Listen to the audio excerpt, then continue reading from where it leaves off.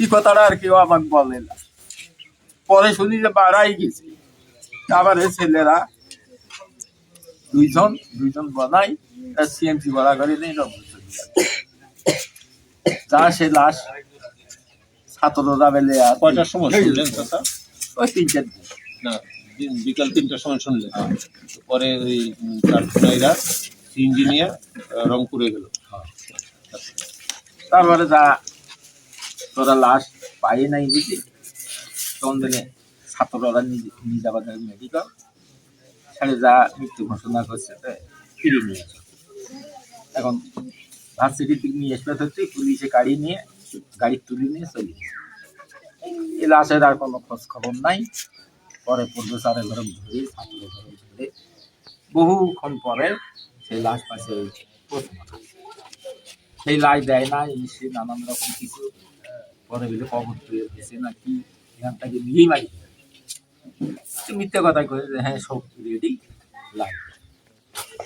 সেই লাশ নিয়ে আসি রাস্তায় রাস্তায় পুলিশের গাড়ি আগে পাশে ঠেকতে। তুই এখন কি করে একটা খবর নেই, কি করে আল্লাহ জানে। এইরকম করে 4-5 জায়গা ঠেকতে সেই লাশ আলো রাতে 3টার সময় আলে করে রাত হতে পারি টিয়নো ডিসি সব আসি। এটা সম্ভব নয়, আমি কোন জায়গার মাটি দিব না দিব সেটাতে সিদ্ধান্ত নাই। এখন পুরো মাটি টেবিলে কাল সকাল 8টার সময় ওটা 8টার সময় মানুষ তো ঘুমোতেই যায় দেখি না, সে সময় কেমন করে হোক 8টার সময় ছেলে করে কবর খোঁড়া আরম্ভ করে দিল। কোনো আস্তে আস্তে না খোঁড়ো 9টা বাজে। ছেলেরা মার্কেট ছাড়িয়ে দিয়েছে 9টার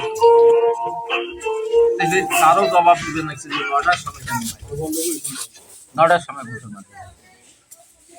তা বাদে জানা যায় কটা হবি মাঝে সার ওটা কেন এখানে জুমের ঘরের মুখে রাখি এতগুলো লোকের তো জায়গা হবে না, একবার না হয় 2বার করে। তো মলবির ঘরে পুষ করা হলো। এগুলি কে বলতেছে? পুলিশে। পুলিশের কে? পুলিশের ঠিক নাই কত না উপরকার কর্মকর্তারা আছে। পরে না ওটা হবে না।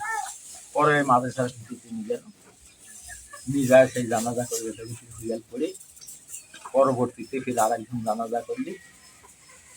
সে কি একটা দোষের কথা বলছিল, স্বৈরাচার করছিল, কি করেছিল এই তাকতির পুলিশ ধরার জন্য ইমাম এই টাই কোমা ভাই পালে পুলিশ যা বাঁচছিল সেই লাশ নিয়ে একটা মাটি দেওয়া হলো। লাশটাকে আমি আর দেখতেও পাইনি। মাঝের সাথে ও পাগে আসবে না পারি এই পাগে ভেনাস চলে যাচ্ছে।